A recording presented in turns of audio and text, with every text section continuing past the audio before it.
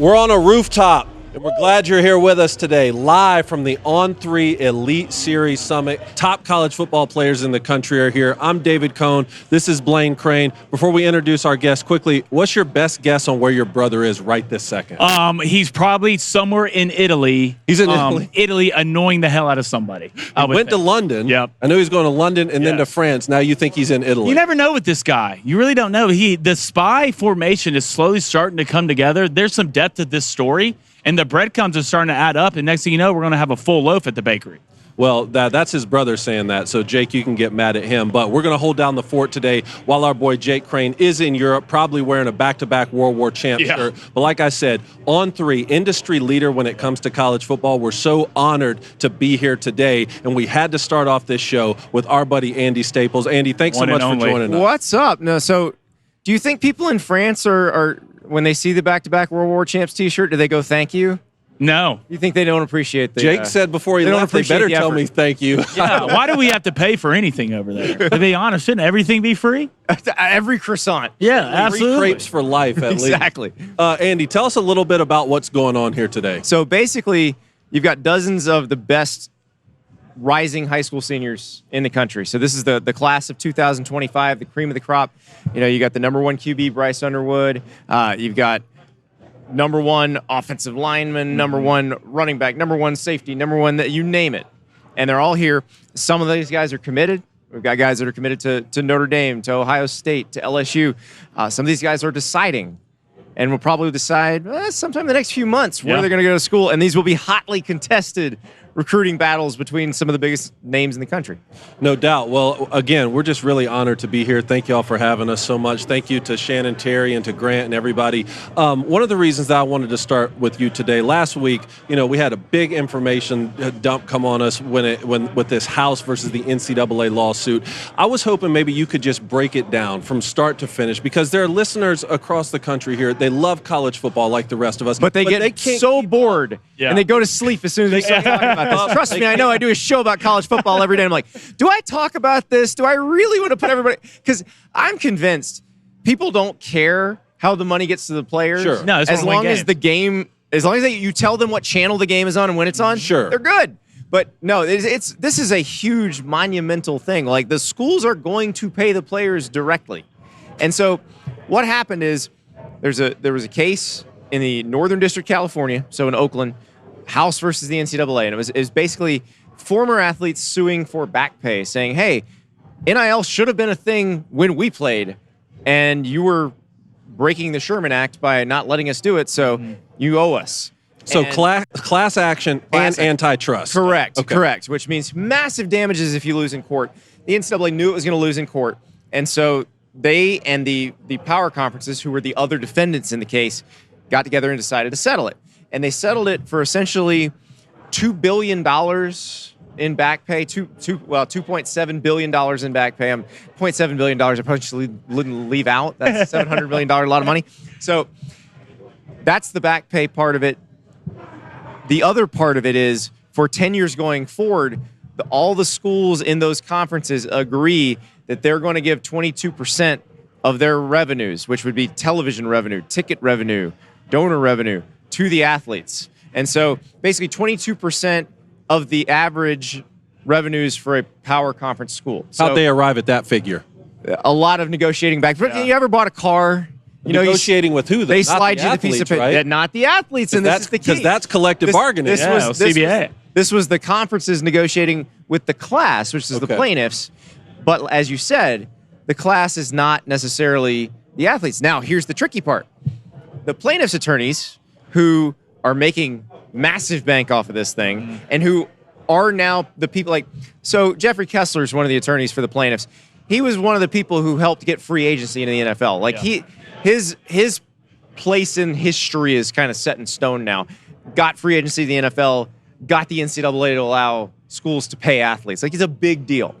But at a certain point, when you realize you're going to settle this thing, you kind of start working together. And so the plaintiffs work together with the schools and the conferences and the NCAA. And the way they do it is the next 10 years, players want this money, they have to opt into it. And if you opt in, it says you can't sue them over this stuff. And so what they're hoping is that creates enough disincentive for any other plaintiff's attorneys to create another class action lawsuit. They wouldn't be able to find enough people willing to sue or capable of suing. So that's what they're hoping, is the lawsuits will go away.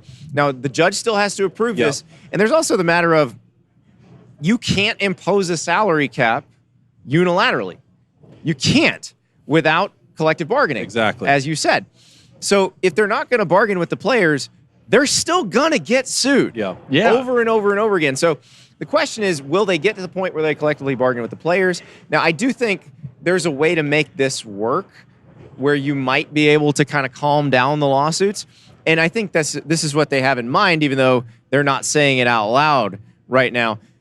Basically, you have this money that'll come from the schools. We don't know how much is going to go to football, how much is going to go to basketball, how much is going to go to volleyball players, but you'll split it up among all your athletes in some way, shape, or form.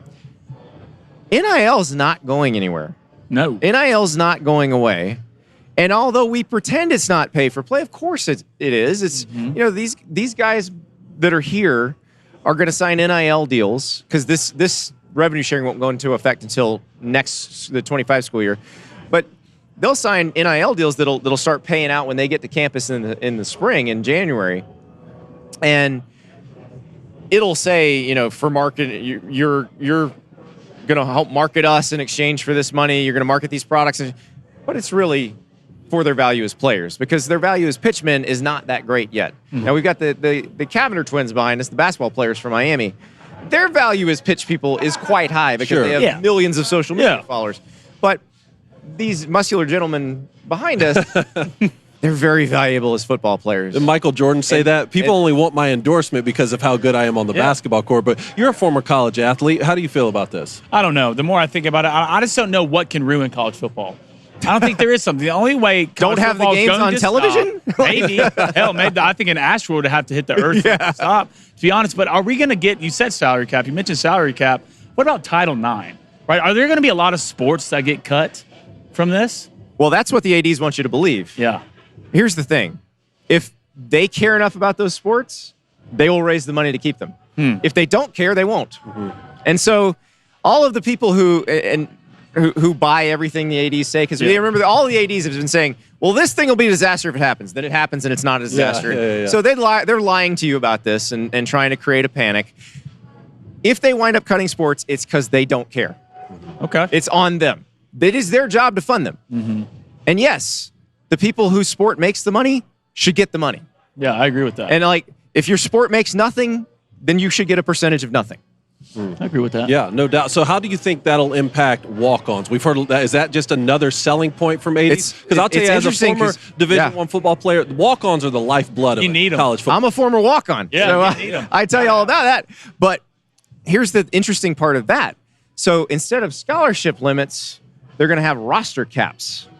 So instead of saying you can have 85 scholarships, but you can have walk-ons that take you up to this number, they're going to say you can have X number of players. Now, football would like that number to be like 120, which is where the rosters are now, 120, 130.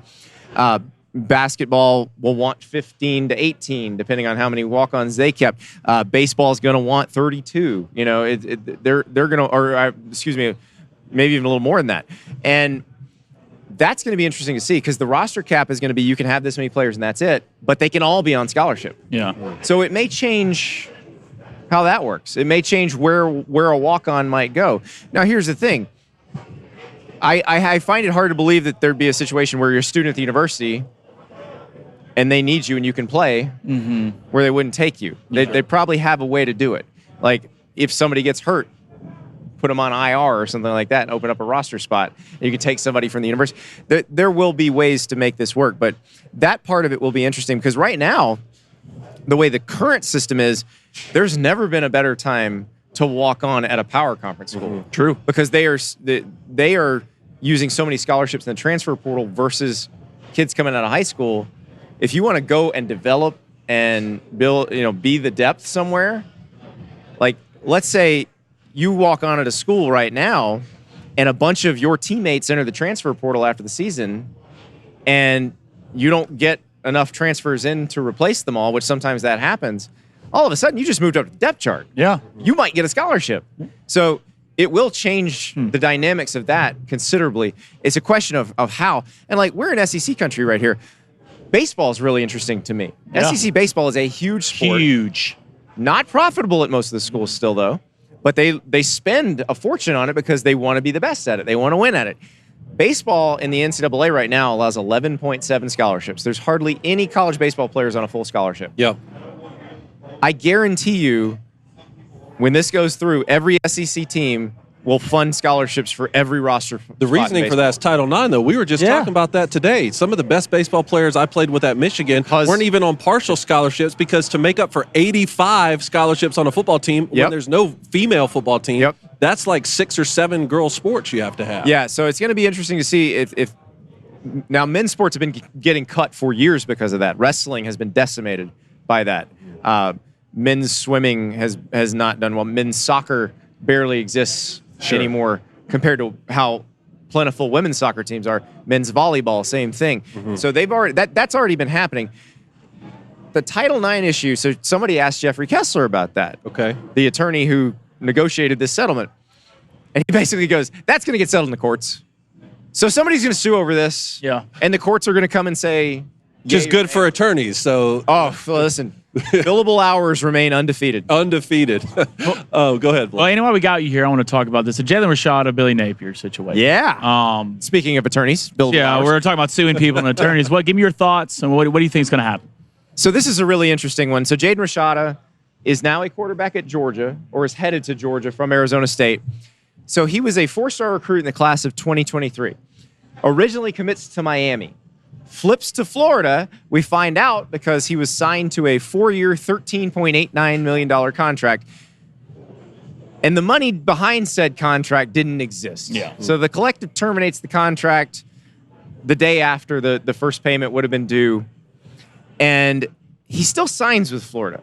Now, that's where the interesting part is, because in the lawsuit, he has accused Billy Napier of saying, hey, this booster, Hugh Hathcock, who's another one of the defendants in the lawsuit, he's going to wire you $1 million as long as you sign today. He'll wire you $1 million tomorrow. And they're alleging that Billy Napier said that to Jaden Rashada's father. Yeah. They have not provided any proof of that statement. And Billy Napier got asked about it at SEC spring meetings, and he said, I'm comfortable with all the actions I took. So basically, it would be up to the Rashadas to prove what happened. But here's the thing. I don't think it's good for Billy Napier or Florida in general if this thing goes to discovery, if people start getting deposed in this case. And here's where it gets a little sticky.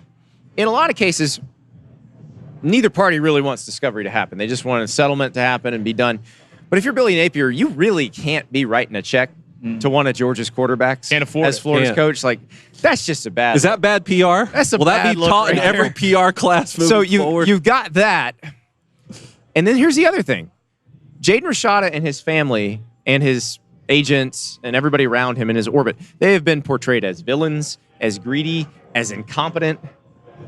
They really can't look any worse than they already have. So there's really nothing that could come out in discovery that can hurt them. And that makes them extremely dangerous. Sure.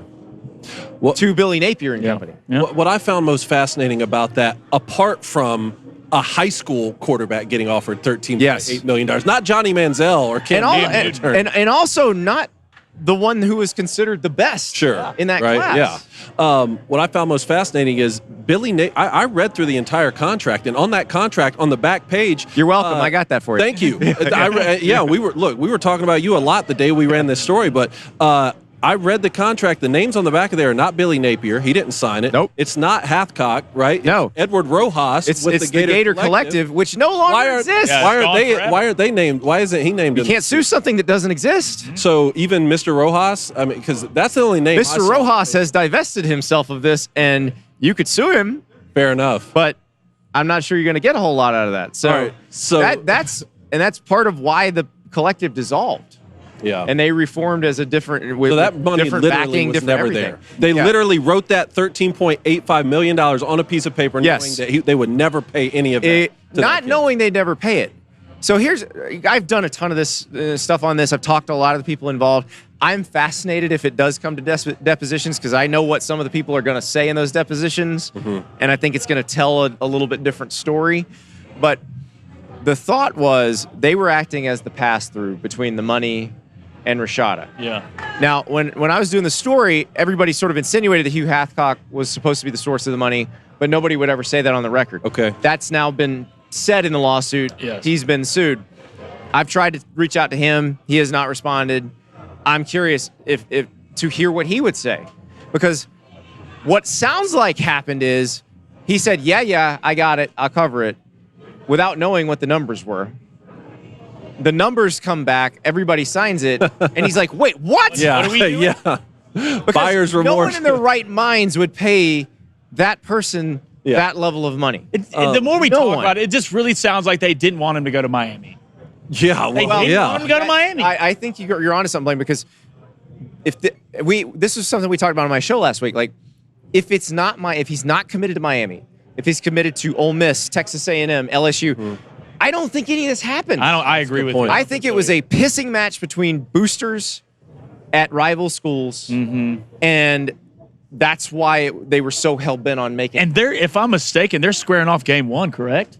They are. Florida and Miami. In Gainesville. In Gainesville. 3:30 in the afternoon, August 31st. Notoriously cool weather in Gainesville on August 31st. most years. Yeah. It is going to can't be wait. a pressure cooker in many ways. Miami came out 3.5-point favorites. Wow. I Three love and a it. half point that is such a weird game. Oh, I can't bet it. If you look at it, just you're comparing rosters. You're like, Miami's got this. But Mario Cristobal has not yet shown himself to be the game day coach. Yeah, take a knee. That makes you confident that even when he's got the best roster, that he's going to win. Sure. Billy Napier hasn't been that kind of game day coach either since he's been at Florida. I have no idea what happens. All I know is the fan base of the losing team is going to melt down. Oh. I'm calling this the Pitchforks and Torches Bowl because it doesn't matter who wins and who loses. The fan base of the losing team is going to be out for blood. They will want that coach fired. That's how it the should next be between day. Miami and between Who Florida. needs it more? Billy Napier or Mario Cristobal? Yes.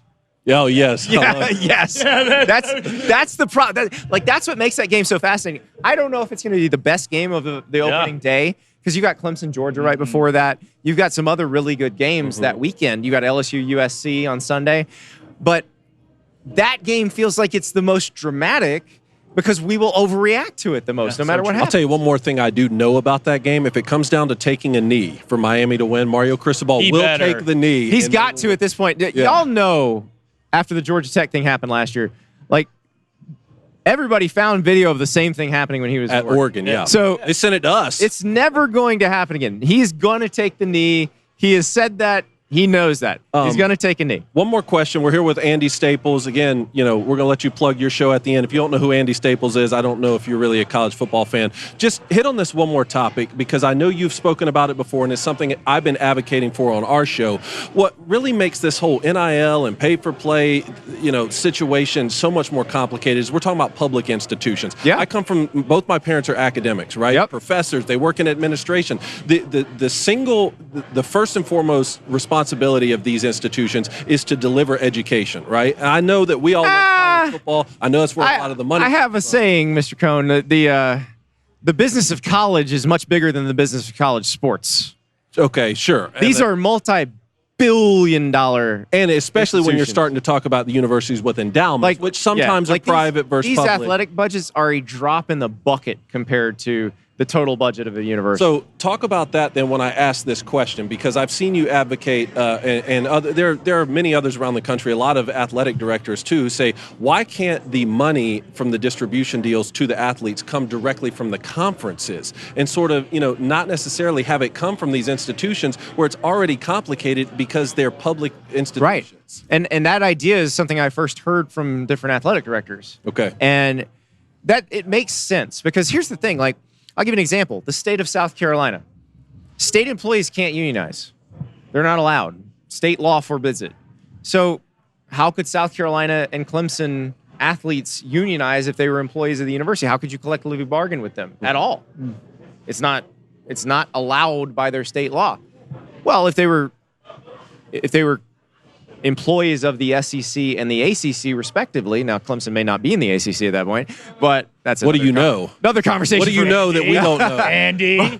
Well, they are suing the ACC to get out. That we do know. But So let's say the South Carolina players were employees of the SEC. They are now employees of a private entity that is subject only to Alabama employment law. So you have one state's employment law that you have to deal with, which takes away a lot of the complications, and it's a private entity. That allows you a little more latitude to do some stuff. Now, the schools still don't want them to be employees of anything. The conferences, because they're run by the schools, don't want them to be employees of anything.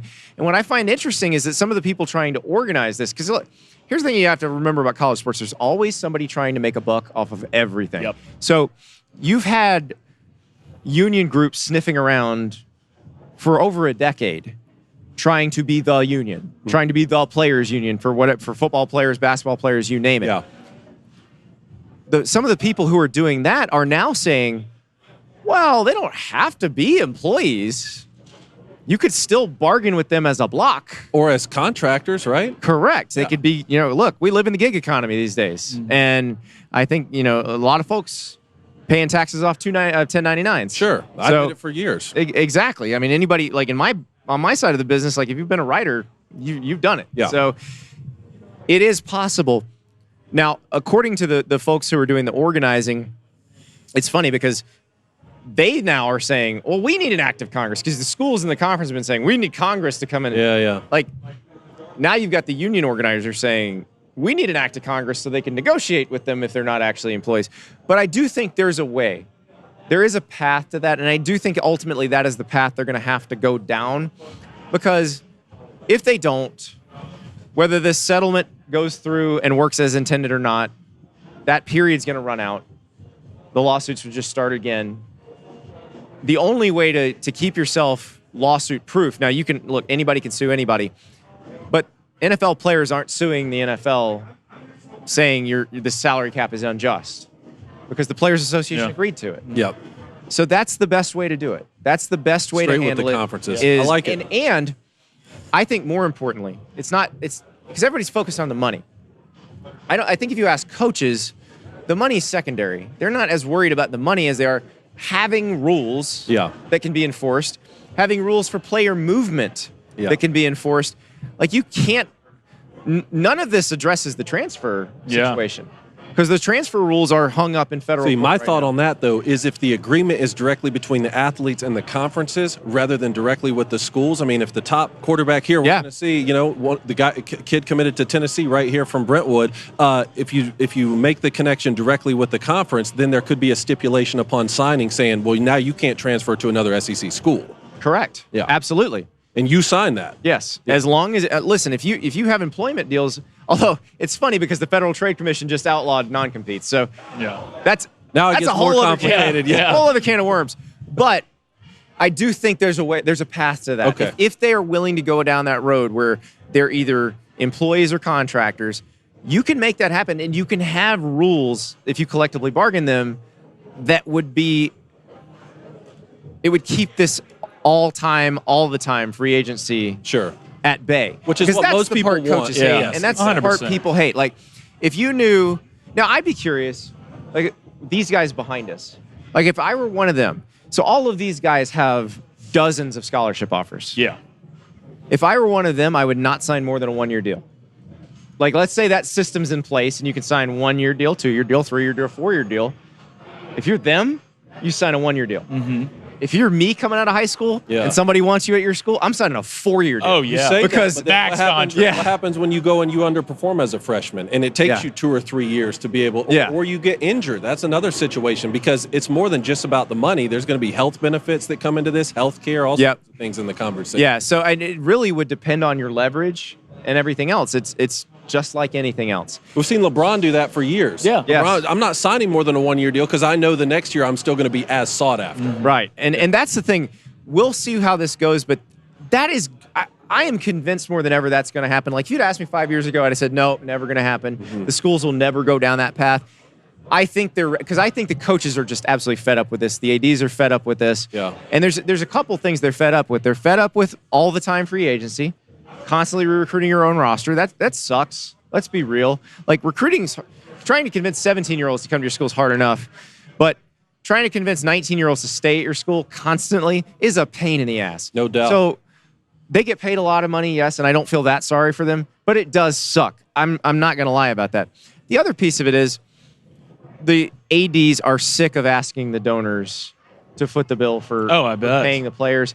And even with the revenue sharing, they're still going to have to do that. If they cap the amount the schools can give, they're still going to have to beg the donors for more money to pay the players.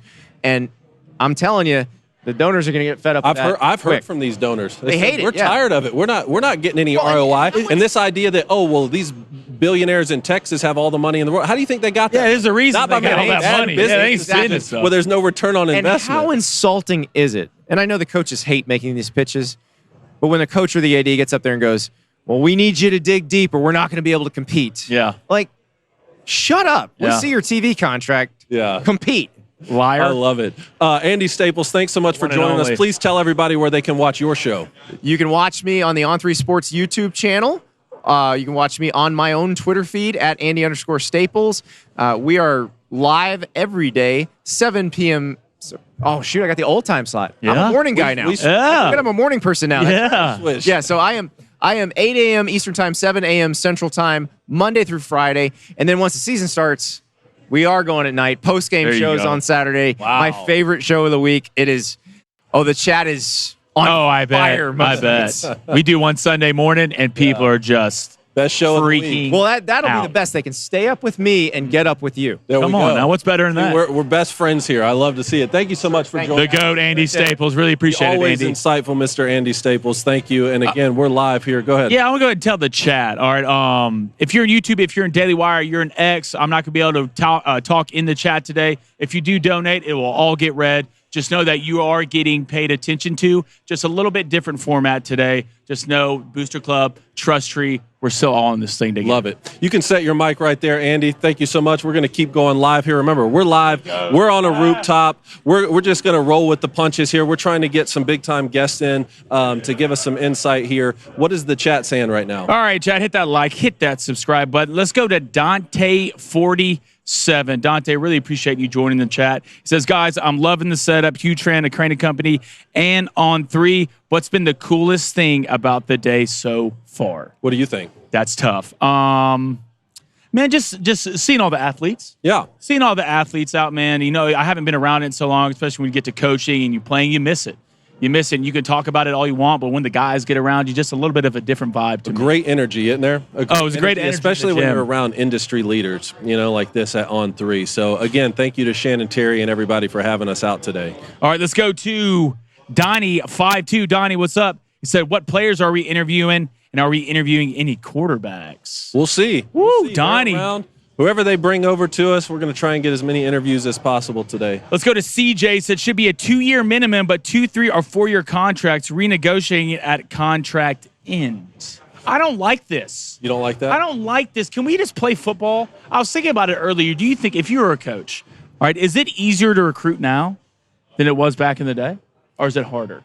That's the exact question I asked Shane Beamer at last SEC Media Days, right? And because Shane Beamer recruited me when he was at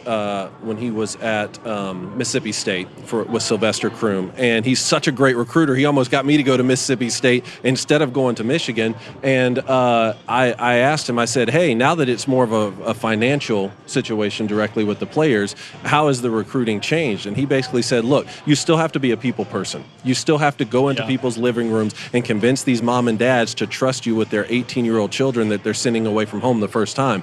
So I appreciated his insight on that. At the same time, the more and more that young kids are saying, hey, what's in it for me and what's on the bottom line that I'm signing, then yeah, it does. I mean, like, how often do you hear free agents in the NFL saying, I'm going to play for X team because I really love their coach? Yeah. And more often than not, it's because that team's paying me more money than where I am right now. And that's the ultimate consideration. All right, let's go to DCH. What's up, brother? He said, talking about the Jaden Rashada Florida situation, is Billy Napier in trouble whether or not he wins or loses this? That was great insight there from Andy Staples. Really was. And again, Andy Staples is the one who got us that contract for us to read over last week when we did this. Look, I don't know. I think this is going to depend on what Billy Napier does on the football field, right? I mean, if Florida wins 10 games next year, he's not going anywhere. Which I don't think they will. They'll be lucky to win 5 games. to be honest. And I really think we talked about it with Andy. That week 1 matchup is huge for both these guys. Yeah. For both these guys. So we'll see who comes back. Let's go to TT. What's up, brother? He says, are y'all interviewing the quarterback who committed to LSU, the number 1 quarterback in the nation? Bryce Underwood, right? Yeah, that's Bryce. From Belleville, Michigan. From Bell. Didn't get. Of course, I want to. How? I want to ask. Are you a little butthurt about it? I just have a lot of Well, questions I'd like to ask. What did you do? What did you do? Huh? I mean, how do you think the Georgia? I'll tell you what I did. People are right now. You went all the way up to Michigan. I'll tell you exactly why. Because they had a quarterback by the name of Matt Stafford that year. Still the worst decision they ever made, right? You could have got in there competing with Matt. Yeah, Who would have known? Look, I love Mark Richt, but once Matt Stafford committed from Highland Park, let's just say Georgia wasn't beating down my door to become a Bulldog. The whole South was locked up. They had Christian Ponder at Florida State where I wanted to go. Auburn had 2 quarterback commits, Neil Caudle, Steven Ensminger. You should have went to Auburn. That's what I said. That's what I said. You should have went to Auburn, Dave. Come on, dude. Let's go to Centaur Thrax. He says, how do you get players from opting out of bowl games? Again, until the players you pay them. Actually, yeah, and that's and collectively bargain of their contract. The more we start talking about college football, it's just pay them. No matter what it is, just pay them. Yeah, just pay them. There's no one cares about education anymore. Education doesn't matter, Dave. It's about winning football. It mattered to me. That's why I'm not in this class action lawsuit. I didn't want to be a part of it, and I didn't join the one with EA Sports when they sued the video games. I knew what I was signing up for. I was grateful to do it. Could you go back and join and sue for NIL money? Well, look, I still have a year of eligibility left. That's what I'm saying. So I'm just waiting for peak performance. If Peyton Thorne doesn't work out this year, we need you. All right, we need you. We need a big body. Heart's already broken. No, Coach Tupperville. With that receiver class this year, come on, Dave. You'll throw 3K, 3,500 yards. You think so? 25 TDs. I was throwing in the driveway. 9 picks. No, I'm not throwing 9 out. picks. You're throwing it so much. We're an up-tempo offense, Coach. All right, here. Read one more directly to the chat. I got a question for our producer. Okay, all right. Let's go to David S. Chat. Since we're now about to see schools directly pay athletes, how worried should the smaller schools be? Well, they should be extremely worried. There's not like, guys, we're going to get to the point to where it's just the big schools that matter, the money makers that matter. Like these little nuanced schools, they're going to fall by the wayside. They're going to drown in the water of NIL. Yeah. I don't know how they make it out. Unless you just give them their own division, because how does San Jose State, compete? How do you compete? You can't pay kids like other kids are paying them. Transfers, maybe. That's why I thought our conversation with Josh Pate that we put out last week, which thanks everybody who tuned in to watch us talk with Josh Pate. That's why I was so interested to see what his thoughts were on the group of 5, quote unquote group of 5. This terminology changes all the time, but them having their own playoff system. And I thought he gave some great insights into that as well. Trey, do we have our first ad read that we can throw to for today? I think we have some pre-recorded ads. Tell me if that's the case. All right, throw to that first ad reads. Bet online, do it for me, brother.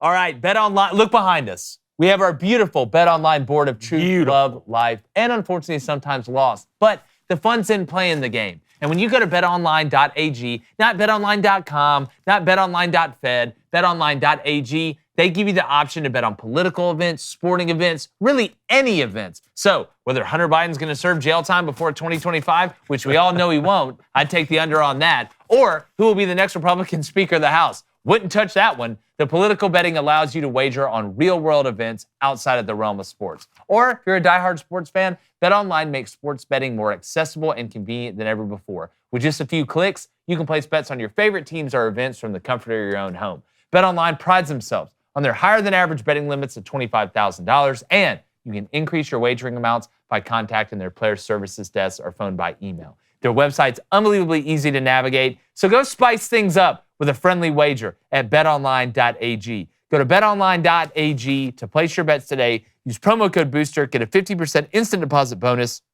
of up to $1,000. That's betonline.ag with promo code BOOSTER. BetOnline, where the options are endless, and so is the fun.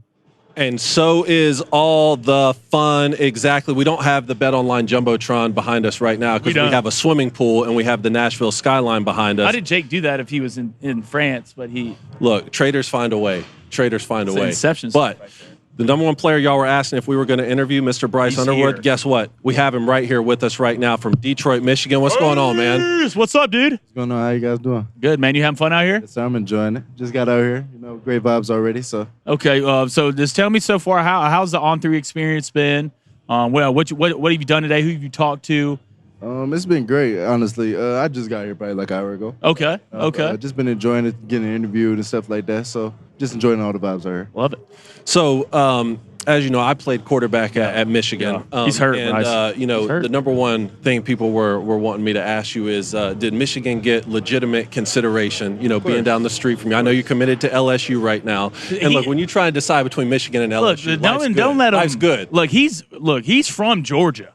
Yeah. He's from Georgia now, and I wasn't the number one quarterback in my class, all the way man. to Michigan. All right, Okay, so is he a little bit? I had to go 1,000 miles away from home. So all why right? LSU?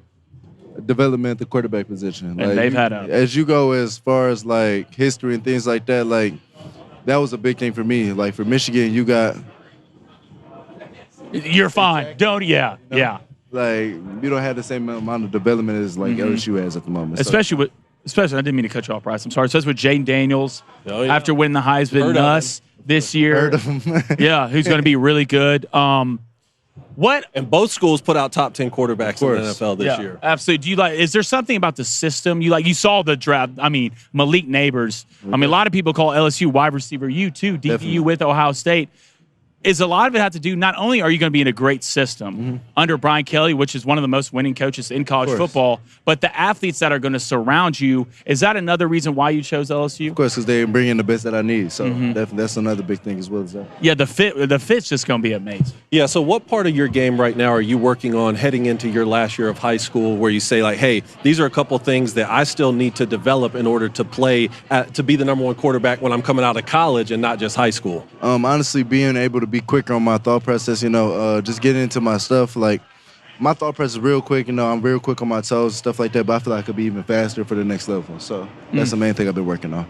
Yeah. I love it. You excited for this new NCAA football game coming out? Of course. Yeah. My girlfriend pre-ordered it for me. No There way. you go. You mean your wife? Oh, yeah. Yeah. If she's ordering, she's ordering an NCAA game. It don't get much better than that. So, I mean, we're at an NIL summit, right? So can you just speak to what this entire process has been like? I mean, look, I was coming out in 2006, and it was still a chaotic time, right? You're trying to be the best football player you can be on the field. At the same time, these schools are calling, they're writing letters, your parents are trying to identify who they can trust and send their kid off to school with. Like he said, I went 1,000 miles away from home, and I was grateful to do so. I mean, the winningest college football program of all time. I didn't know where I was going to land. All I knew is I wanted to play college football. Now it's even more complicated because you have this ability to capitalize off your name, image, and likeness. You have these collectives. Can you just speak to, like, what this entire process has been like for you, what some of the trials and tribulations have been just to be able to get to this point where you're committed to play football at LSU? Honestly, it's been as simple as what I could put it as, like keeping the main thing, which is me getting into the NFL. So whatever that has to do and has to get me there, that's what I'm willing to do. So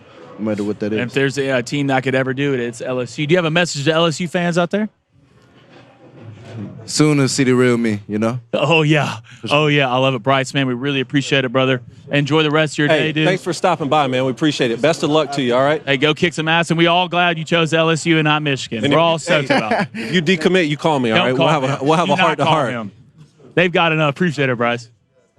That's what we got in the chat Bryce right now. Underwood right there, man. Yeah. Absolute stud. Yeah, he's going to be a star, man. They're just rolling him in at LSU. Yeah, tell me about it. Rolling him in, Hugh. Tell me about it. Just rolling him in. Look, we're good in Ann Arbor. We have Peyton Thorne. We're good. We're good in Ann Arbor. What's the chat saying? All right, let's go to Ferris Khan. Ferris, what's up? He said, reality, Michigan did not have the money versus LSU. This is 100% of the decision, in my opinion, for Underwood. Michigan lacking resources? I think Jim Harbaugh was frustrated with the NIL situation at Michigan when he left. I can't speak to everything that was going on there behind closed doors, but I know our biggest rival, Ryan Day at the Buckeyes, said, look, I need $13 million to be able to keep this roster together and continue developing it. And I think he got $15 or $16 million, and now they're one of the top 3 teams in the country heading into this year. So, all right, let's go to... Hold on one second. Well, I think we got the Cavender twins coming in right now. Is that the case? I don't know. I think so. Hey, we're ready whenever. Y'all ready? Y'all get right now? Let's do it. How are you? David. Nice to meet you. Haley, nice to meet you. Hannah. Hannah. Nice to meet you. Hannah, I'm Blaine. Pleasure to meet you. Here's your mic. So when did y'all get in? We landed this morning. This morning. How's it, y'all? Miami? Yeah. Miami. Yeah. Yeah. Have y'all ever been to Nashville? Yeah. Yes. Y'all like it? I love Nashville. It's a great Nashville, it's a Miami. great time. Oh, Nashville, it's hard to beat. I love Nashville better than Miami. You heard it there. I never been to Miami before. I think Wait, Miami. hold on. You've never been to Miami? I've never been to Miami. Don't say that kind of stuff live. Well, this dude, time. it's just tell like me I don't think I can afford it anyway. I heard a To visit? cup of water's $11. Exactly, it's a lot. But You know what? Florida- Hold on. He's fishing for an invite to Miami. Oh, really? No, I'm not, dude. Fishing Oh, for them. okay. Maybe not. Who game. knows? Come to a game. Yeah, come to a game. I'm down. Sure. Shit, I'm down. So hey, first of all, thank y'all so much for coming on the show. Really appreciate it. Let's talk a little basketball here. Yeah. All right, y'all are going back to Miami this year, correct? Yes. Yep. What decision made that happen? Right. So, I mean, I think I'll let Haley start off basically because she made the decision first to go back to basketball. I was recently committed to TCU, yeah. so I decided that back after I said I wasn't going to take my 5th year. I missed it a lot. I just think the void of playing competitive basketball at the highest level. I love the game so much. So I decided to go back last September, and then I committed to TCU after I reopened it. But I have such a great relationship with the University of Miami's coaching staff. So when they went to Hannah this summer, made me think for a while and understand that even though I gave TCU my word, like I want to play my last year with Hannah. So I'm excited to be back. I have a great relationship with the coaching staff. Very good, tight-knit group. And I want to spend my last year with my twin sister ultimately. So. And you got to play with your sister, right? Yeah, absolutely. And I think when the opportunity presented itself, it was hard to say no to. And I think, people's timing's differently, even if she is my twin sister. Yeah. It kind of hit me a little bit later. And I was blessed enough to have another chance to play with her and go back to play my 5th year. So it's what we decided I to feel do. like if you have a chance to play a sport in college with your sibling, damn it, you do it. No doubt. Yeah. We talk a lot about college football on our show, and a lot of people ask us college football questions. But y'all have proven that you can build like a successful brand, like playing a different sport. Can you just give our listeners just a little background on how y'all became superstars and maybe pass along some advice just in terms of the marketing and the way to advertise yourself? Right. I think just starting off, obviously when NIL first passed in 2021, nobody knew what to expect. So just kind of going into it, we always just our mindset was just like, have fun, let's make videos together. And y'all were at Fresno State at this point already? Yes. Okay. And then it kind of, right when July 1st passed, we got with the right team, with ESM, our agency. They do a great job of making long-term brands and getting equity within businesses and giving us creative control, which we love. And I think just getting people around you that you trust to be able to make your life more seamless is honestly like the best advice I could give, because being a student athlete, especially on top of running businesses and connecting with brands and all the other extracurriculars that you have to do, it's a lot. So I would just say make sure you're planning and organized to get the right people in your corner. But even before like the marketing agencies call, like y'all started your own thing, right? I mean, weren't you obsessed with like, hey, this is the type of content we have to put out because this is what our friends and followers want to see and hear from us?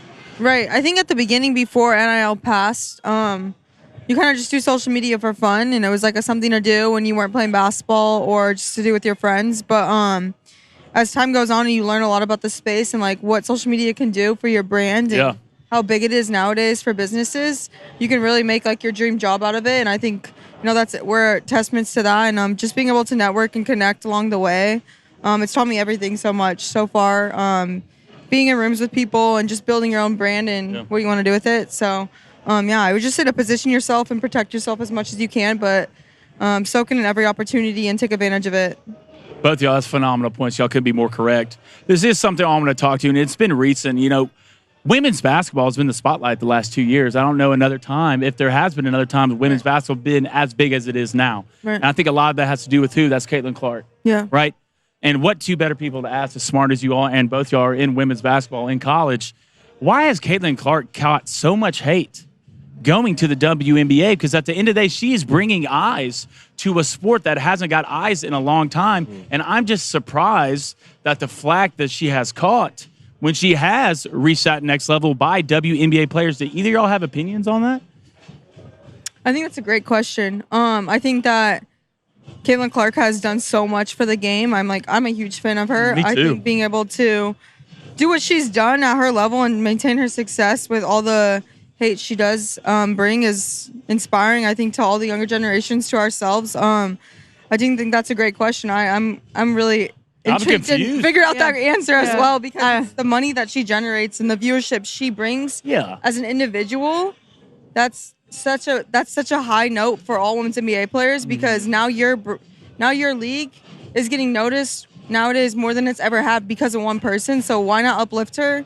It's look, we all know, like, everybody wants to be Caitlin Clark when it comes to it. I get it, but a superstar can open eyes up and open doors up for other superstars to come along and get in the spotlight. No, exactly. I think just following off what Haley said, I think, a player with her spotlight and her attention coming into a league and being able to draw so much eyes on it, I think is a win for all women. Like you said, it can provide opportunities down the road that probably weren't going to be there beforehand. And I think not even just Caitlin Clark, like so many other players, Angel Reese, Kim and Brink, all those girls. I think it's crazy and to see what they've done. And it's a win for women. So if it's a win for women, I don't know why you would knock it. I'm like so inspired by it. I've never watched women's basketball. I mean, the WNBA more than I have now. So And what's cool about the WNBA timeline is, I mean, she's just coming off the heels of being the all-time scorer in women's collegiate basketball, coming right off the heels of Final Four appearance, and now she gets to play in the WNBA just a couple weeks after. It's not like the NFL where we'd have to wait 3 or 4 months to see her.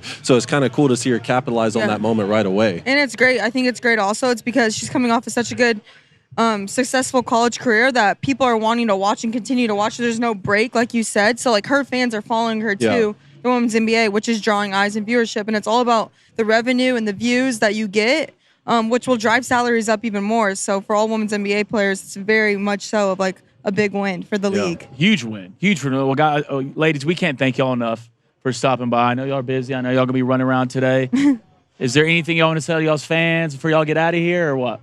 Go Canes. Go Canes. I want to hear about the WWE quickly, too. What's that's next? right. What's next with the wrestling and just your whole brand in general? Right. So we had a long-term deal with them when we were at Fresno State. It was a 2-year deal, and it was awesome just to be able to, experience their fan base. It's unlike anything I've ever seen before. Being able to, we actually came down to Nashville for one of their events.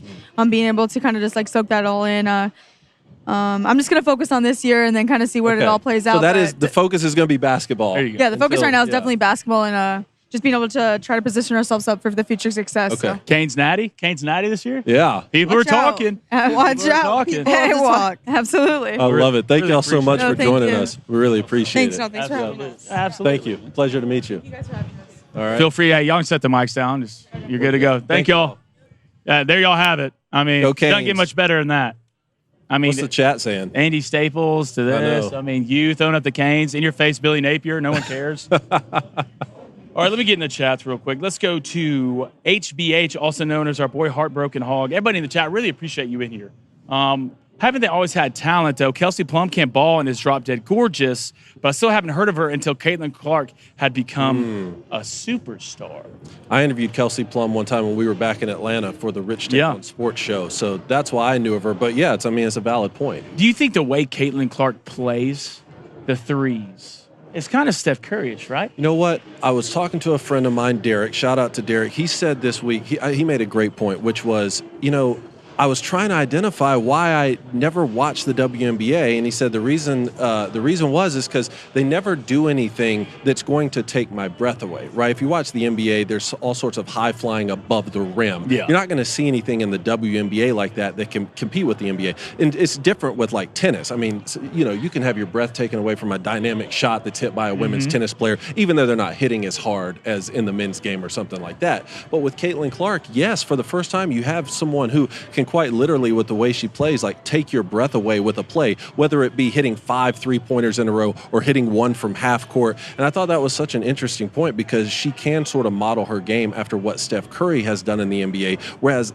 WNBA players right now can't really model their game after Vince Young or after Vince Carter or Michael Jordan or someone like that. I agree. I think we got our next guest ready, and that is our Jay. Next guest. And Trey, do we have another ad read to run? Say yes or no. All right, run that second ad read for us, brother.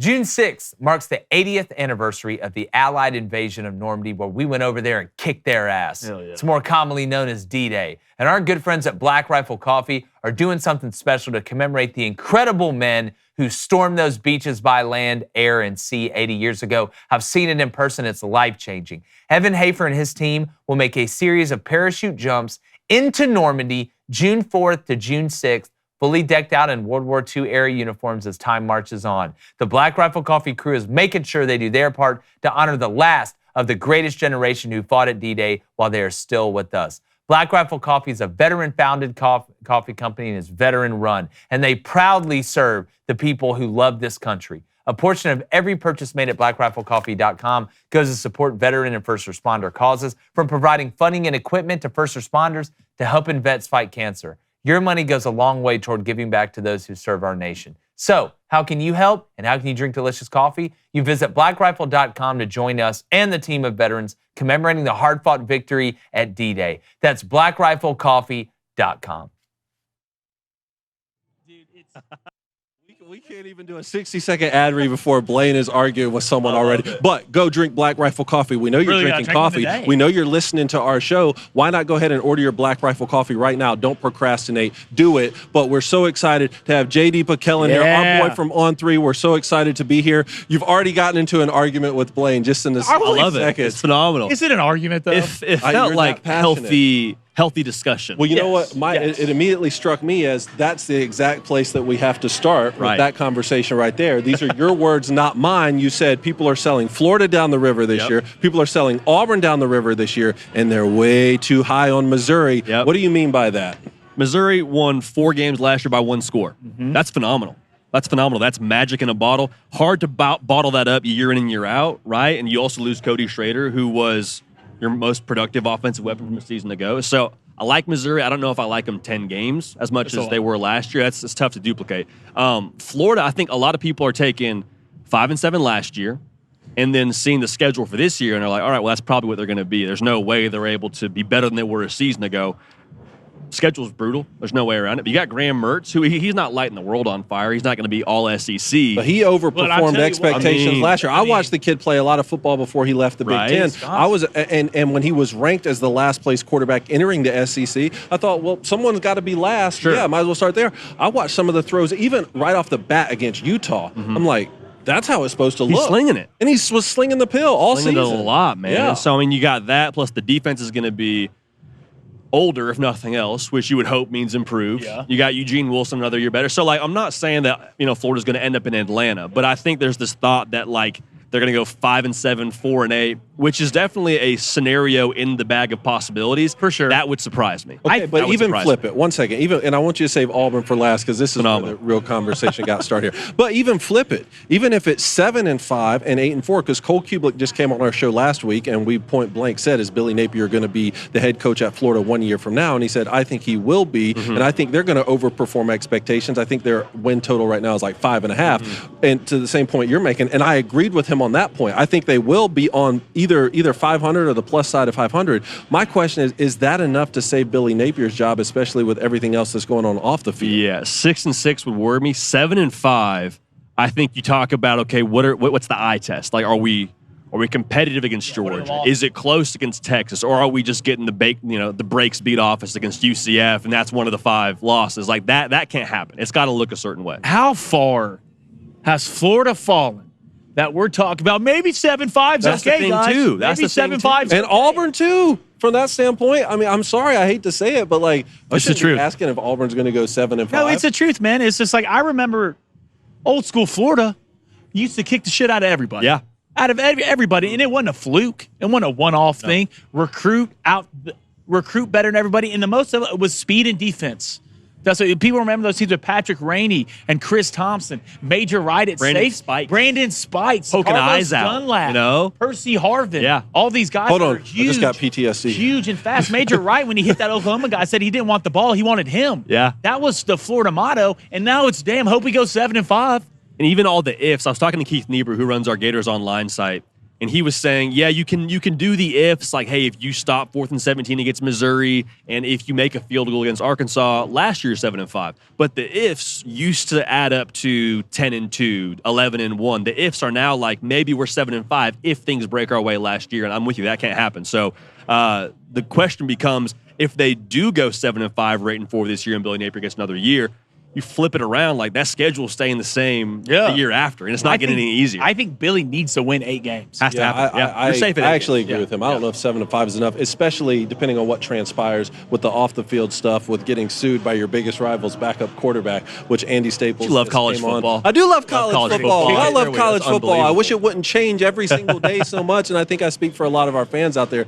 All right, but now do Auburn. And our buddy Jake Crain, he's over in London. He's in Europe right now. We don't know exactly. He's behind enemy lines. No one knows what he does. It's a real Owen Wilson situation, so we're holding down the fort. But Jake was one of the biggest proponents for Hugh Freeze to get that Auburn job for several years, and he got that job. So now talk about what you were saying during our ad read when it comes to Auburn. Yeah, so I wasn't even sure if we were on the air when we were talking. It felt like we were on the air when we were having a discussion.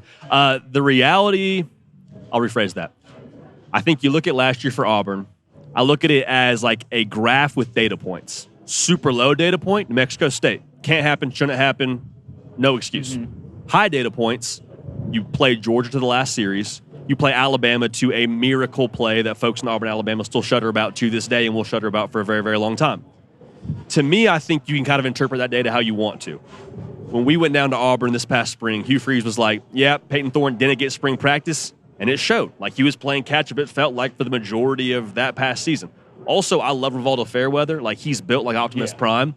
He can't be your leading receiver. There's no way. And win 8 games, 9 games, 10 games, whatever you expect to win at Auburn. So I think adding Cam Coleman, it's a freshman, but we saw what he did in that spring game. Dude's going to be a stud. I think Keandre Lambert-Smith being able to add some explosivity and take some pressure off Cam Coleman. I'm liking the pieces. And last thing I'll say, when we visited, there was a lot of confidence around Hugh Freeze taking over the offense and how that would look. When he had the sticks last year, very different operation, very different looking operation than what we saw in other games. Yeah. I will say this. I do love what Hugh's done when it comes to up front on both sides of the ball. Right? Depth matters when you're in the SEC. But I always go back to this. You can get all the ornaments and put them on the tree, right? And it can look great, right? But I'll go back. It's the pilot. It's not the plane. Yeah. And if Peyton Thorne is the pilot, is the quarterback at Auburn ceilings cap maybe 8 wins. Really? If Hugh Freeze were a defensive specialist and came from that side of the ball, like a Nick Saban or Kirby Smart, I'd be a little more worried right now. I really would. Saying, man, are they able to identify quarterback talent right now? But Hugh Freeze has developed so many top-notch quarterbacks. Like, far be it from me to sit here and say, you got the wrong guy, Peyton Thorne's not the guy. That may end up being the case. Yeah. But Hugh Freeze sees something in him that he can get to 10 wins with this guy. Yeah. So I mean, even Malik Willis, like, are we sure that he was didn't win the job at Auburn, isn't doing anything in the NFL right now? Hugh Freeze and him at Liberty, now it was Liberty, it wasn't the SEC, but like they lit the world on fire. And I'm not so sure that Malik Willis is all that in a bag of chips. Are good college players are just not NFL guys. I don't think Malik Willis is an NFL quarterback. That's fair. Also, which, when he was coming out, we were like, hey, he could be. I mean, he had certain certain intangibles that would lead you there, but I don't think from an accuracy standpoint. I'll say this, the radio in the helmet could be the game changer of all game changers for Peyton Thorne. Andy Staples said this on his show. There were times at Liberty where Hugh Freeze is telling Malik Willis, like, hey, we're throwing it here. Yeah. Now, Hugh Freeze on the walkie-talkie saying, all right, this is going to 8 before the play even starts. That could be a game changer. We'll see. Yeah, it's going to be huge. I was telling these guys about just the dichotomy of the 2 different offenses that I played for at Michigan. I mean, when Lloyd Carr brought me in, Scott Loeffler was the offensive coordinator, and plays are speed break Detroit right side 300 box Y stick H through or 54X slush. We're getting 2. It's a great segment, by the way. Thank you. Huddle up. I appreciate it. Coming back soon. And then Rich Rodriguez came in. Really, at that point, was known as like the godfather of the spread offense coming in from West Virginia, and we're running Ram Go with 4 verticals where everyone has an option route, and it's backyard football. And when you call those type of plays instead of, I mean, Scott Loeffler was telling us exactly when a wide receiver was going to get open, at what point on the field, the yardage on the field. That's who you throw it to. I'm giving you 2 plays. If you get this coverage, work the field. If you get this coverage, work the boundary. If you get all out blitz, flip the play to the second play. I got you. Whereas when you're calling 4 verticals where everyone has an option route, it starts turning into backyard football a little more, where you can, and being a mobile quarterback helps you get away with that. But from the sideline, you're able to look over and check with me and get the plays that you want to and get in the right situation. Now that's going to be able to be done through the headset. I think that's kind of what you're speaking to with it feels Freeze, a little right? bit like maybe he's playing Madden back there. The game's coming back, so I guess Hugh Freeze is going to... I mean, cool, you can play Madden, but if your quarterback sucks, you're not going to win a lot of games. Yeah, that's fair. true. That's fair. I do think the run game will Huge. be a massive, massive crutch in the best way possible. And like, if you look at Auburn last year, they ran the ball extremely well against good teams. Yeah. Georgia ran it all over. Over 200 Alabama yards. ran it all over them. Same deal. And you can do that last year, and that's how I know he didn't have a lot at the receiver position, but that's how just a lack of talent. And you go back to Michigan State, and when he put up all the numbers, let's really talk about who was on that Michigan State team. Keon Coleman. Kenneth Walker the third. Like Peyton Thorne. Look, and I get it. You can do the same thing at Auburn if you have the Cats. Right. But we don't have Keon Coleman. Right. We don't have Kenneth Walker. So I'm sorry. Fair. And it's tough because what you said is the quarterback guru. Right? He's the quarterback guy. He's like Midas. Everything he touched when it comes to quarterback turns to gold. Yeah. Not right now, he's not. And go ahead, sorry. Well, I was just going to say he's opening himself up to criticism if it goes poorly this year. 100%. But also if Peyton Thorne, just like we talked about with Graham Mertz, if he takes that sort of progression this year, Hugh Freeze is going to be able to say, see, I told you, I know what I'm doing. Let me handle the offense. And I think the question, too, is how much better does Peyton Thorne need to be? Because in both those games you spoke to, Peyton Thorne, they're playing him to a possession, two of the best teams in college football. And Peyton Thorne's got less than 100 yards passing. Yeah. Not less than 200, less than 100. He's got a double digit yeah. in his box score. Like, that's not winning football, but you're playing Bama to the final score and playing Georgia to the final score. That was my high school's version of winning football. I do get worried a little bit when it comes to those games because it's the way they ended. Yeah. Right? It's hard to teach clutchness from a player to a coach. It doesn't matter. Auburn got extremely goofy at the end of that Georgia game and at the end of that Bama. Brock Bowers took over. And that, double them. Why is they did a couple times. Not enough. Brock Bowers getting – the thing about it with the Georgia team, you're going to double Brock. All right, that's fine. We face a healthy Lad McConkey. True. And we couldn't guard either of them. But you're going to double somebody. If I'm going to double somebody, it's going to be Brock. But late game, right? And this is not like Hugh, all right? But it is like who? Auburn. All right, Auburn has a stigma of blowing things just when it matters most. All right, from a coaching standpoint, a fan standpoint, an analyst standpoint, as yourself, does that worry you at all? I think it does, but I think I give a little bit of grace for the fact that it's a year one team. Like, I think it was a year one team. If we're just going to call a spade, there's no excuse for it, but you're doing year one things. Like, is it ever okay to not put a team away when you got them to 4th and 31? Like, of course not. With that being said. Even before that. Yeah. Right? Backup punt returner comes in. 100%. Head coach doesn't know. Yeah, like that whole thing is wild. And when you were growing up, didn't Alabama have those same problems? Like, you're never more than one coach away from being able to fix that sort of mentality. Was it Ronald Reagan say you're never more than one generation away from, like, losing your freedom? Are you saying Hugh Freeze is Nick Saban? No, but I'm just saying that, look, we said the same thing about Texas for the last decade. Steve Sarkisian comes in and says, no, we're going to change the culture here. Yeah. We're going to be the Texas of old, and they just made the college football playoff. Yeah. I would be wildly surprised if mistakes and errors like that persist over the next 2 to 3 years at Auburn with Hugh Freeze. I don't think that's going to happen. How about now do a little Midwest edition for us? Let's talk about the Buckeyes. Let's talk about Michigan, maybe even Notre Dame. I mean, the Buckeyes are going to come in with a top 2 or top 3 roster in the country. Yeah. How good are you expecting them to be? Is this Ryan Day has to win the national championship this year with all the backing he's gotten with the NIL? Or, hey, we beat Michigan and still made it to the semifinal. Is that good enough? I think Michigan's the big one, obviously, right? Like, I don't have to tell you that. Like, he's got to beat Michigan this year. Now, there's also, if you beat Michigan, it's kind of like that if you give a mouse a cookie, they're going to want some milk. If you beat Michigan, well, we want a national championship. I think it's got to be the vibe. But the thing with this team, too, like, I look up and down this roster, there's not a lot of holes, depending on how you feel about Will Howard. Like, on paper, they should play for that national title January 20th in Atlanta. Like, they are that good. Will Howard gets a lot of flack, which to me is a bit puzzling. I think he's an upgrade from Kyle McCord. I think he's substantially more mobile. I don't know how. Played much more college football. You don't think he's an upgrade? I don't get that. And people look, and I've had a conversation with Jake on this show too. Yeah. I know Will Howard's not elite, and I'm not calling him elite. Sure. But he's not bad. Doesn't have to be elite. I mean, he's a Big Ten champion. Yeah. I watched that game against Max Sutton. They're going back and forth, and you're not getting worse. Yeah. Going to Ohio State. And look at those guys. They just got that one recruit. I can't remember his name, but he's like 15 and 6'5". Yeah, Jeremiah Smith. Yeah. Jeremiah Smith is going to be an absolute dog. And Kyle McCord was the only reason they didn't win games. Yeah. I mean, in the big moments. Because, like, you look at the stat line, and it's like, okay, pretty efficient for the most part during this season. You look at the big games, it's like, dude, we can't have a pick on the final drive against Michigan with a chance to win the game. Like, even the Notre Dame game, it didn't. Anybody was throwing that pick. Yeah. All right. Think so? Okay. Yeah. C.J. Stroud was throwing that pick. There we go. Okay. Well, there it is. I mean, I guess we'll never know. Nah. But, I mean, also, the fact that Will Howard's going into his 5th season playing college football, like Kyle McCord, it was his first time out the chute. And I know he had waited his turn and has been in that system, but like at the same time, that heart rate I think is a lot lower having played more college football. And Kyle McCord, just, you can't teach experience. So all right, so talk about Michigan. Sharon Moore coming in. I thought he was the natural hire after Jim Harbaugh went back to the NFL to go to the Chargers, just because you got a guy here who was an offensive line coach. He was the offensive coordinator and filled in for your head coach when he was suspended during your national championship winning season. Doesn't mean he's going to be the best coach in the world or the right coach for Michigan to keep 5 years from now. I don't know. But he was the natural evolution when you're running out of time, when your head coach leaves after everyone else has sort of decided what they're going to do, and you're trying to keep a team together in an era where players can transfer at any given time.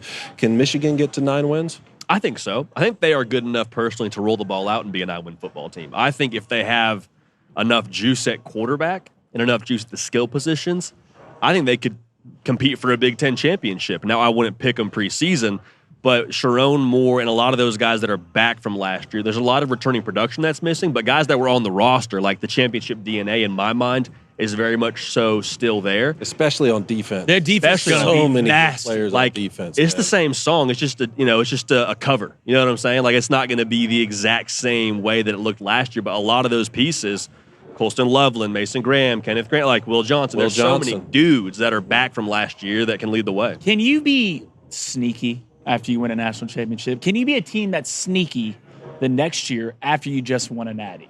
I don't think you typically can be, but the thing with Michigan that's kind of fit perfectly into their whole villain saga and their chance to go back-to-back is you got Oregon joining the conference, you got USC joining the conference, you got Ohio State making moves in the offseason. So and they host Tech this week, too, on top of all that. Dude. I mean, it's like the volume around other teams is so loud to where Michigan should still have a lot of buzz around them, but we've just seen other things happen across the college football landscape. It's the perfect cover for, I think, Michigan to kind of just What about USC? Is USC screwed? Oh, man. Screwed is a tough label for me to put on them right now. It feels tough. I don't think it'll be a smooth transition. No. I think it's so funny. Like, they have a new quarterback, and Caleb Williams has gone to the NFL, obviously Heisman Trophy winner, and, like, nobody's really talking about Miller Moss. We're all kind of just like, Lincoln Riley quarterback? Yeah, he'll be okay. Yeah. And the defense with Danton Lynn is the real talking point, and for good reason. I'm curious. I think we're going to get a really good gauge how far the personnel gap is for USC on the line of scrimmage, because I think there were times last year where you can chalk it up to like, hey, schematically we just don't look competent, and so we don't even have a chance to see what we have personnel wise. We're not even matching up correctly, so we don't know how good we are defensively or how good we're not defensively because we're just out of position from the jump. Well, we'll probably have you on our show at least 10 times before football kicks off. But quickly, Notre Dame going on the road, College Station, Texas A&M. Who wins that game? You can change your mind in the other 10 times you come on. No, I appreciate that caveat. Right now, I will say Notre Dame. Wow. I think they have more juice offensively than they've had before. I'm very, very close to leaning back to A&M because it's in College Station. I'll say Riley Leonard and the skill players they got through the portal are enough to kind of propel them as Mike Elko kind of gets things going. How about Marcus Freeman going out and getting 2 of the top quarterbacks in the portal each of the last 2 years? Yeah, I mean, the whole challenge everything. It's not just on the T-shirt now. Like, they're really going out and pushing the envelope for their roster. And, I mean, the quarterback's going to get a ton of buzz, obviously, but, like, Chris Mitchell and Jaden Harrison have real deal speed that I don't think they've had in that wide receiver room for a while. Kind of some G5 guys that some college football fans are going to learn a lot about this year. Them and Jeremiah Love, the all-everything running back for them. I say all-everything in terms of how they use him. You can throw it to him. You can put him out in the slot. They're just so much more versatile and dynamic offensively. I think that's the difference from this team. J.D. Piquel, thank you so much for joining us, man. We're really honored to be here. All right, we'll talk to you soon, brother. Awesome. One and only. Set that mic right there. Thank you, man. What's the chat saying? Let me get in here. That was a lot of fun. Love these On3 guys, man. All right, let's go to. Let's do it. Go ahead, hit the chat real quick. We're gonna bring Rusty Manzella. All right, we're gonna get Rusty in What's here. going on, Rusty? Second. How you doing, man? Let's go to CJ. CJ, what's up, Take a brother? seat. CJ says, I don't trust Notre Dame or A&M. Rusty, what's your thoughts on that? Welcome to the thoughts, conversation. Rusty? Yeah, well, you just welcome walked to the into heater. Notre Dame going to College Station this fall. Boy, I tell you what, Notre Dame, that is they're at A&M this year? Yeah. I didn't know that. Yeah. Week 1. Game 1. Walking into They can't College get Station. past I'm dealing. You know what I'm dealing with week 1? Georgia fans absolutely losing their damn mind playing Clemson at noon. At noon. Dude, My wife's losing her mind, too. She works for Aflac. They are pissed. They are. Y'all gonna roll them. pissed. They want a night game, huh? They want to get lathered up. Yeah. Lathered Why up. it should be a night game? What the hell are we doing? Well, it's in Atlanta, Mercedes. So, like 3:30 for SEC championships, a really good time because what happens there, you can get lathered up, go to the Cold game, sodas. then go to a bar afterwards and catch the rest of the game at night. You know what I mean? At noon, you're like, what am I doing? Yeah, I just woke up. You can get a biscuit and a kickoff. So it's never a biscuit and a kickoff. man. I love it, man. Well, it's never too early to preview that matchup. What are your thoughts? I think it's a big game for Dabo Swinney. Yeah. I think it's a big game for Dabo Swinney because I absolutely love the hire of Matt Luke. I think that was one Dabo. He had to make that because up front is where Clemson's been struggling. And you get into the squared circle with Georgia, you better be able to slugfest. You know what I mean? I think Georgia early on, they're going to be very deep offensive line. They're massive. They're huge. Got a lot of experience coming back. Offensive line, boys, I'm telling you now, they are. That's some grown Avengers ass men. movie. That's some grown ass men. You know, I hate to use all those word freaks, but those dudes are aliens. Yeah, like, it's when you like- see those, you're like, how does that happen? But I will say, I think Dabo understands because the hiring of Matt Luke to get him to come out of retirement is a great recruiter trying to build those trenches. And can they give Public time? Because last time when Georgia played Clemson, they manned them up and said, DJ's going to have to beat us. And he couldn't. You know what I mean? They manned the receivers up. Let's keep everything in the box, keep everything in front of us. So I think it's a good matchup for Georgia. I think it's like 12.5 right now. Yeah, I think it's 12.5, 13.5. Last time it was no love 10-3. lost there. No They love came lost there now. The They Georgia, came down 10-3 last time, right? 10-3. That was And- Georgia's national championship run. That ain't happening again. JT Daniels. JT Daniels. That ain't happening. That was a again. week or two before Stetson took over, wasn't it? 2 weeks, I think, before sets. Yeah. You bring up the offensive line, but another thing we talk about Clemson all the time, the lack of skill positions have just fallen. Dude, they used to have those dudes every year they had 2 or 3 of those guys. It's not. I think Clemson fans agree it hasn't been there in the last couple of years. So where are they going to find that production? You know what I mean? I will say this: they got an absolute freak. It was here last year at the On3. Sammy Brown, one of the best athletes He's nice. I've ever been around. First play of the game, Clemson spring game, gets a sack. He's going to play linebacker for them. So they got some young guys. Klubnik's going to be a big deal. Can he make plays, extend plays with his feet, and those types of things? But I mean, just being straight. People are going to get me in the comments, but I really, really like this this matchup for Georgia. I really like that early on with the experience. Carson Beck.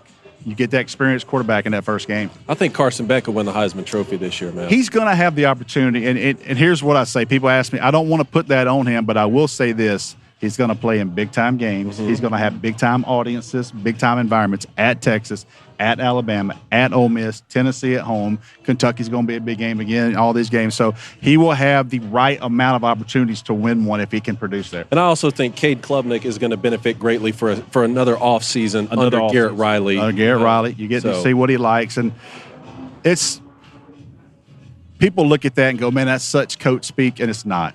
A second year in an OC – because it's hard to change all the stuff during the year. You're just trying to win that week. You're trying to win that week. Yeah. You get to the offseason and go, okay, here's what we did. Here's what we did well. Let's build on that with him.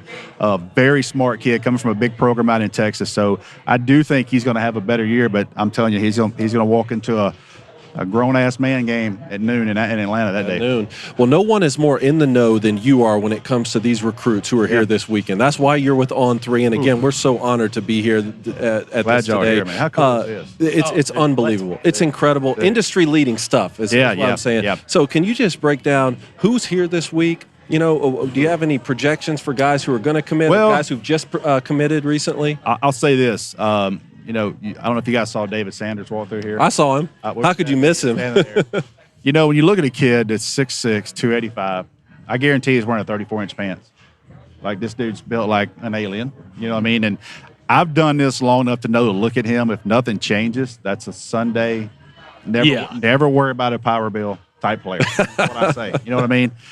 Very good player. You look at Bryce Underwood, quarterback, the number 1 player in the country. We just talked to him. Dude, like, you see him in person, big, great arm. Doesn't he just look like he fits LSU perfect? Dude, his interview, I listened to him interview with Shea Dixon, LSU guy, and he goes, you had all this high, you're highly rated, you do this. Why'd you just commit and shut it down? He goes, why not? He goes, when I was ready to make a decision, I just committed and I'm done. That's what you want. Dude, that's an alpha. You know what I mean? I'm not saying that the people are doing it wrong, but there's those rare kids that love football a hell of a lot more in recruiting, and you got to have one of those in your huddle. But you look at those guys. Julian Lewis is here. Juju Lewis, quarterback out of Atlanta, Carrollton, and you ask, he's committed to USC. Everybody's pushing. He takes all these visits. Talked to his dad for a little while today, and they are firmly committed right now to USC, but nobody's stopping. Auburn is in that thing. I'm telling you, Auburn's in that thing deep with him. Colorado, Deion Sanders is full press on him. So we'll see how those things. Can you imagine Juju in Colorado? But I mean, I'm convinced he committed to USC because they're the Trojans like Carrollton High. Carrollton Trojans, man. Shout out Joey King, who coached. How about Joey King's career? I think he's lost 4 games in like 7 years. It's pretty good. Hey, and oh, by the way, you coach Trevor Lawrence, and then you coach pretty good. Julian Lewis. You know what I mean? Pretty good. So not bad. But there's a lot of guys here. C.J. Wiley's here, kid out of Milton High School in Atlanta. I'm very familiar with him. Dad played at LSU. Mom ran track at LSU. That's going to be a big battle for everybody. Tennessee's there. Travis Smith Jr. It's just the list goes on and on and on. And I think last year, in my opinion, we were better up front. We had a bunch of big boys here. We got some 6'1" corners. We got some skill players. We got some guys that can run. We got some QBs here. So it'd be interesting when you go back to look. We expanded the roster this year. It's around, 48, 47 players. My experience with this, you look at this, there's probably, I would say, I would be willing to bet we'll go back and look 5 years, 31 to 32 of these kids will be NFL guys, barring any type of injuries or whatever. But the hit rate on these guys are a hell of a lot better than down the line. Yeah, I'm not surprised by that. I know we hit on Georgia already, but I'm coming back to it because I got to know, how do you replace a Brock Bowers and a Ladd McConkey? I know you can't. Is it a committee thing? It's a committee thing. Yeah. Listen, I tell people all the time, and I loved him as a person. I loved him as a player. And there's a reason why he went top 10, Roquan Smith. Roquan Smith was a bad dude now. He was a heat-seeking, smart. He would absolutely light your ass up. Georgia's not going to replace him. It doesn't mean they're not going to have really good linebackers. It doesn't mean they're not going to have first-round linebackers. This is hard to replace a Roquan Smith. You look at Brock Bowers, the unicorn. He's a unicorn on the field. He's a unicorn off the field. Ladd McConkey, the story has been told many times. And I have to, every time I do an interview, Ladd, I'm sorry, I did not rank you higher. And we kid about it now. Get him, Ladd. I tell you what, I went to see Ladd McConkey. Some coaches told me. And I was like, I saw him. I was like, dude, I don't see it, man. I said, this is a good high school player. And this was right before his junior season. And I go, I just don't see it. And I was like, who is this kid right here? I kind of like this guy. I didn't really have enough to go on the table at that point. I was like, I really like this running back from Dalton, this kid named Jameer Gibbs. So I go see Ladd McConkey right here, and then there's this little skinny kid from Dalton. I was like, damn, that kid's just got some burst to him. Yeah. And luckily, I was able to stand on the table a little bit. I put my name on You Jameer weren't Gibbs on that one. But for Ladd McConkey and everything he's done, it's hard to replace those types. It's going to have to be committee. It's going to have to be committee. It's going to have to be committee, and there's nothing wrong with that. Oscar Delp's there. Who's a dog. The tight end from Stanford's there. Just moved in today. So they've got guys. Can we do a breakdown where Georgia has signed the number 1 or number 2 tight end in the country for 6 years running or something? Probably. Todd Hartley, man. Which is the most unique. It gives the defense the most trouble. Yeah. I mean, so they can still run 12 personnel without Brock with no problem. It really started with like Darnell Washington, those guys, because Georgia was getting negative recruited, but saying that their tight ends are only blockers. They'll attach you to you're just going to block the defensive end. They're not going to use you. They're going to run the tailbacks. They're going to play ball control, and they're going to try to play defense. So when Darnell Washington and those guys came in that class, it really elevated them. And then getting a kid like Brock Bowers out of that COVID year probably forever changed that room. Yeah.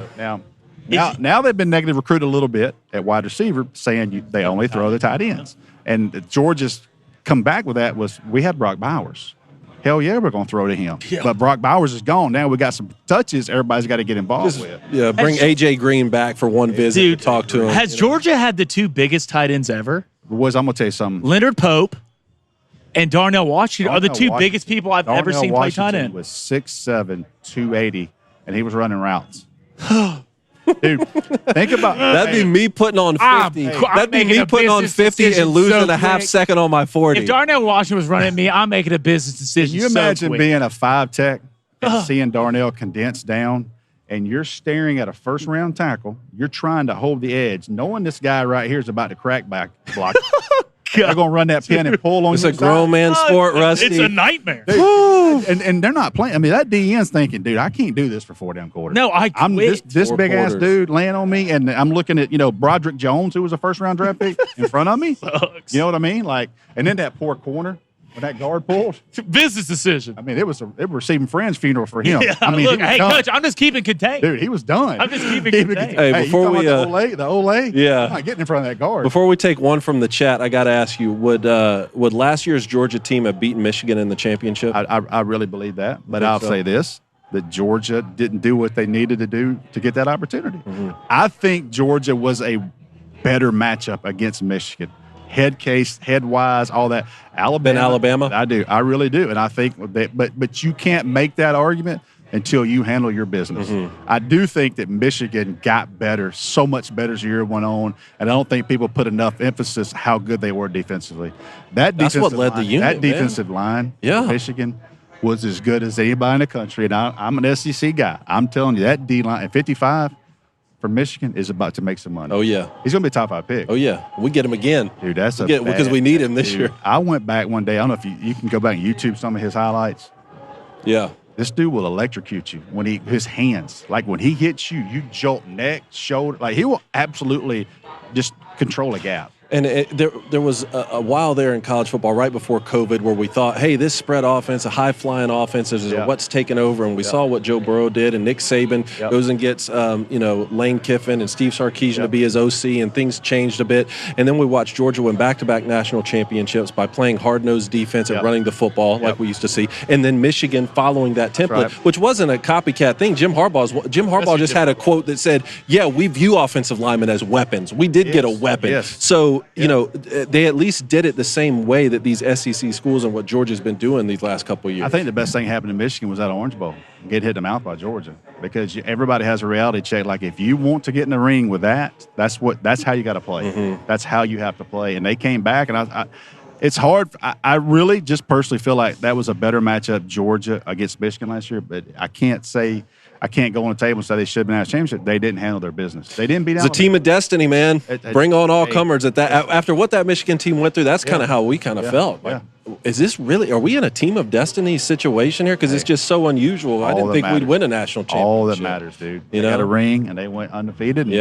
And everybody has Georgia beat Alabama. Alabama had some injuries in 21. I mean, that's still Alabama. Every time you post a national championship, the Alabama fans, but you can't take away a national championship. It benefits Michigan that they had to go through Alabama, because I thought Florida State, going undefeated, had a legitimate case to be in that Final Four. But if Michigan goes and beats Florida State in the semifinal and then beats Washington in the final, all we would have heard is, well, you won the championship the 1 year an SEC school didn't go. And that would have been kind of a legitimate criticism.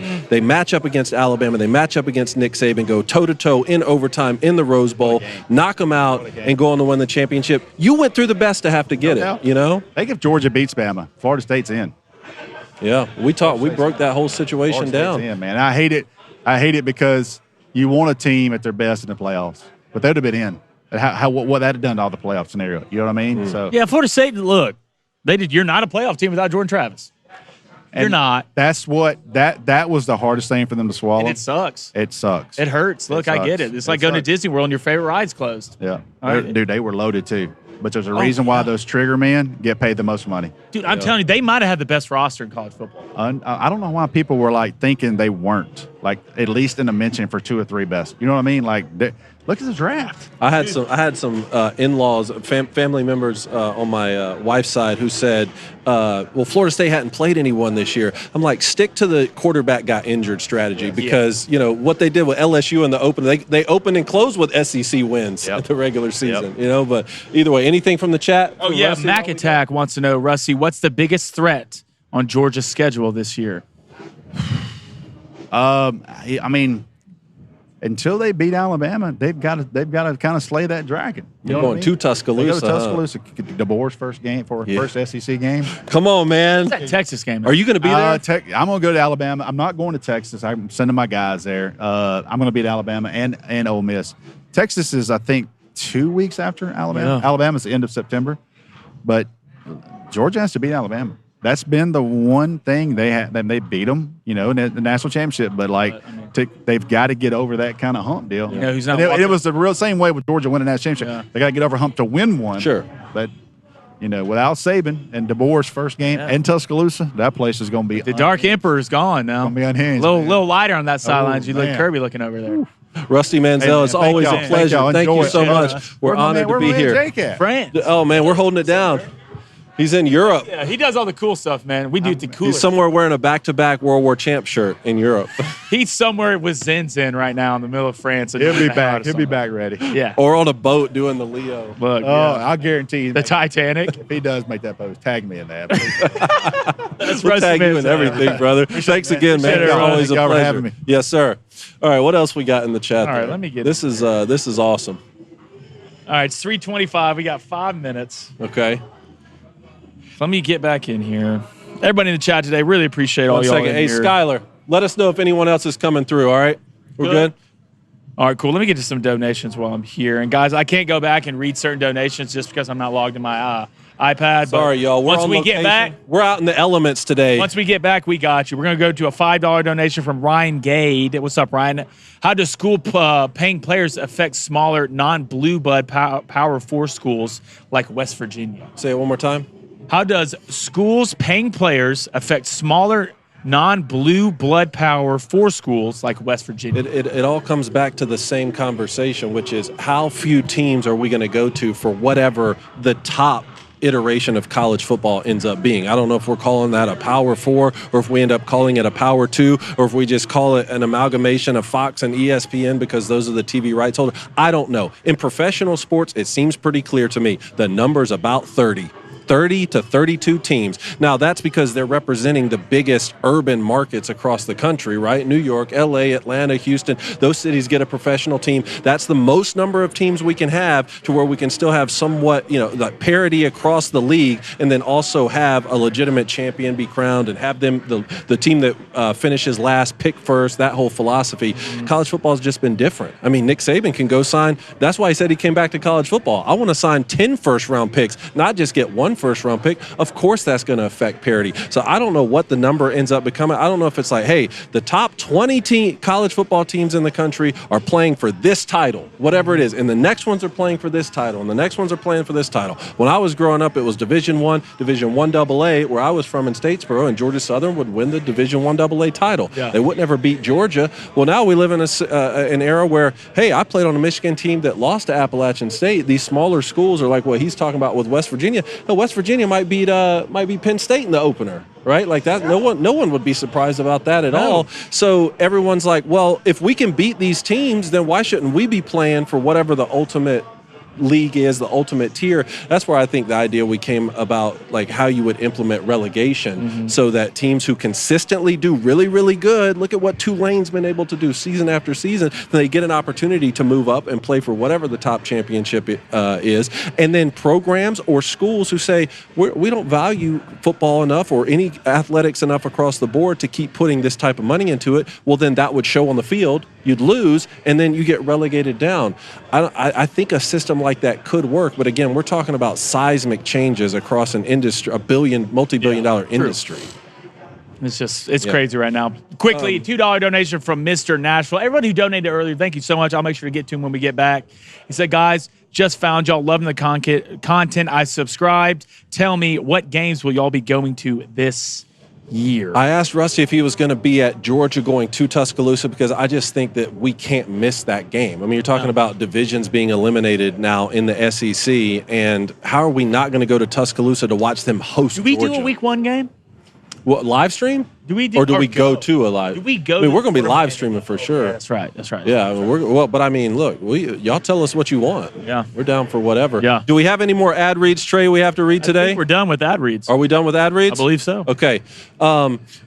Just quickly, rapid fire here before we leave. I mean, the Mavs up 3-0 on the Swept, you're done. I'm shocked. I'm absolutely shocked. Am I shocked that it's 3-0? Yeah. Am I surprised that the Mavs are winning games? No, I'm not. I'm shocked. Because at the end of the day, Rudy's the defensive player of the year. He's probably the most mediocre defensive player of the year. If you get him anywhere outside the paint, he's in trouble. You can't double Luka and Kyrie. Sure. You can't. Cat's not playing great. Sure. I mean, and clutch moments, in the clutches of moments, name the two guys out of everybody on that court. You would have the ball, I would have the ball in Kyrie and Luka's hands before I had an Anthony Edwards. No teams come back from 3-0. Nope. This one's 3-0. How many games does it go? Or is this a sweep or something in between? Or can the T-Wolves be the first to do it? The T-Wolves win this game. I think the T-Wolves win this game, but I do think the Mavs close it out after that. Okay, a couple other things here. Celtics sweep the Pacers. Not surprised. Not too surprised by that. Angel Hernandez announced his retirement. Did it. The MLB umpire. We won the war, everybody. We won the war. Shout out to the family of Grayson Murray, the PGA player who took his own life at 30. Man. I wasn't familiar with him. We just hate to hear that news. And then Bill Walton passed away as well. Say what you will about Bill Walton, whether you agree with the things he said or not. It's hard to be one of a kind in this life. He was one of a kind. He was. Bill Walton was himself every day of his life, and there's respect to that. Hey, Shannon Terry, thank you so much again for having us. Grant, everybody who came on today, Andy Staples, J.D. Buckell, Cavender Manziel, twins. the Cavender twins. We appreciate it. Bryce Underwood, if he flips his commitment, you best believe I'm going to have a heart-to-heart talk with him. Jake, shout out to you, man. Hope you and Reed are doing great. Wherever you are in Europe right now, bring me back a souvenir. Why don't you sign us off today? And just like the chance of Jake Crain not being a French spy, we're gone.